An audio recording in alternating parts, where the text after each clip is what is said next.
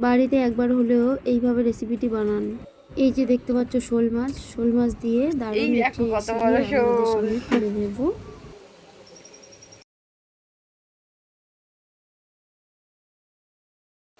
মাছটা খাবো হয়ে গেছে, এবার মাছটাকে কেটে নেওয়া হবে। চলো কেটে নিই। এখানে আমার বৌদি মাছটাকে কেটে নিচ্ছে। দেখো, মাছের গা থেকে ভালো করে আঁশগুলোকে ছাড়িয়ে নিচ্ছে।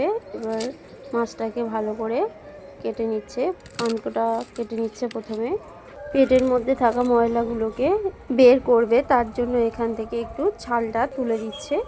এই রকম ময়লাটাকে বের করে নেবে। এবার দেখো কীভাবে ময়লাটাকে বার করে নিচ্ছে। একটু চেলা করে নিল, নিয়ে ফাঁক করে নিল, নিয়ে এবার ময়লাটাকে টেনে বের করে নিচ্ছে। মাছটাকে পিস পিস করে নেবে। এই যে পিস পিস করে নিচ্ছে। দেখো মাছের পিস করা হয়ে গেছে। এখানে আমার বৌদি মাছগুলোকে ভালো করে ঘষে ধুয়ে নিচ্ছে, কারণ মাছের মধ্যে অনেক ল্যালকানি থাকে। বিল মাছের মধ্যে প্রচুর ল্যালকানি থাকে, তাই জন্য এখানে ভালো করে ধুয়ে নেওয়া হচ্ছে ঘষে ঘষে। আমি একটু গরম জল বসিয়ে দিয়েছি লবণ দিয়ে। মাছটা ধোয়া হয়ে গেছে। এবার গরম জলে একটু ধুয়ে নেব ভালো করে, হালকা উষ্ণ গরম জলে ধুয়ে নিচ্ছি মাছটা। কি অবস্থা দেখো, জলটা কি ল্যালকানি বেরিয়েছে। মাছটা ধুয়ে নিয়েছি, আবারও একটু ফ্রেশ জল দিয়ে ধুয়ে নিচ্ছি মাছটাকে।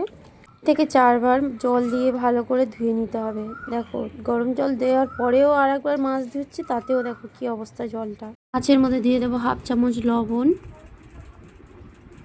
দিয়ে দেবো হাফ চামচ হলুদ গুঁড়ো, দিয়ে ভালো করে মিশিয়ে নেব। নিয়ে দিয়ে দেবো হাফ চামচ লঙ্কার গুঁড়ো, দিয়ে আবারও ভালো করে মিশিয়ে নেব। অল্প একটু ম্যাগি মশলা দিয়ে দেবো। ম্যাগি মশলা দিলে কী হয় বলো তো, টেস্টটা খুব সুন্দর আসে। সে সমস্ত উপকরণ মেশানো হয়ে গেছে। এখানে উনুনের মধ্যে কড়াটা বসিয়ে দিয়েছি। এবার উনুনটাকে ধরিয়ে নিচ্ছি আমি। কড়া গরম হয়ে গেছে, কড়ার মধ্যে দিয়ে দেবো তেল, সাদা তেল। আমি এখানে সাদা তেল ব্যবহার করছি, আপনারা চাইলে সর্ষের তেলও ব্যবহার করতে পারেন। তেল গরম হয়ে গেছে, একে একে আমি মাছগুলোকে দিয়ে দেব। মাছগুলোকে দিয়ে আমি উল্টে পাল্টে ভালো করে ভেজে নেব। মাছ ভাজা হয়ে গেছে, এবার তুলে নেব একটি পাত্রে।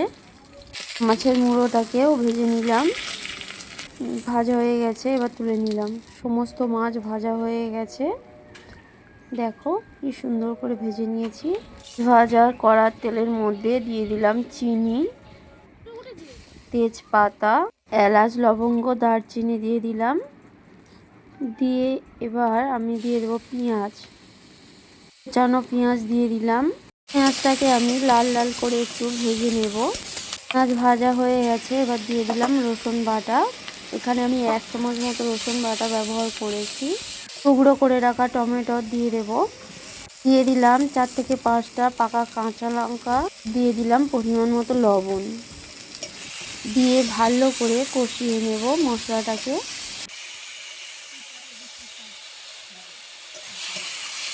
দিয়ে দেবো 1 চামচ হলুদ গুঁড়ো। যেরকম ঝাল খেতে পছন্দ করেন সেরকম ঝালের পরিমাণটা দেবেন। আমি এখানে 1 চামচ ঝালের গুঁড়ো ব্যবহার করেছি। দিয়ে দিলাম আদা বাটা, দিয়ে আবারও একটু কষিয়ে নেব। ভালো করে মশলা কষানো হয়ে গেছে। অল্প একটু জল দিয়ে নেড়ে চেড়ে ঢাকনা দিয়ে ঢেকে রাখবো 2 থেকে 3 মিনিট।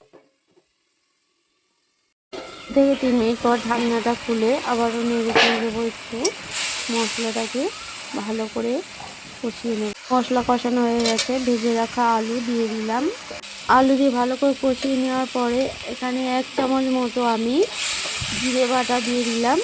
দিয়ে আবারও একটু নেড়ে চেড়ে দেবো 1 চামচ পরিমাণ চিনি। কষানো হয়ে গেছে, এবার আমি জল দিয়ে দেবো পরিমাণ মতো জল দিয়ে দিয়েছি। আর ঢাকনা দিয়ে ঢেকে দেবো। 3 মিনিট পর ঢাকনা খুলে মাছগুলোকে এবার দিয়ে দেবো।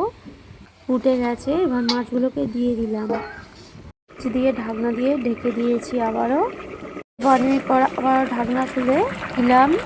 কি সুন্দর দেখো টক বক করে ফুটছে। আবারও একটু নেড়ে চেড়ে দেবো। রেসিপিটা বাড়িতে একবার হলেও এরকমভাবে বানিয়ে খেয়ে দেখবেন, কত সুন্দর একটা রেসিপি, মন কেড়ে নেওয়া রেসিপি। এবার অল্প একটু গরম মশলা দিয়ে দেবো নামানোর একটু আগে। গরম মশলা দিয়ে 1 থেকে 2 মিনিট পরে আমি নামিয়ে নেব। একটি পাত্রে নামিয়ে নিচ্ছি। রেসিপিটি ভালো লাগলে চ্যানেলটিকে সাবস্ক্রাইব করে রাখবেন আর পাশে থাকা বেল আইকনটি ক্লিক করে রাখবেন। চলো এবার খেয়ে দেখা যাক কেমন হয়েছে রেসিপিটা। দারুণ খেতে হয়েছে, খুব সুন্দর। বাড়িতে একবার হলে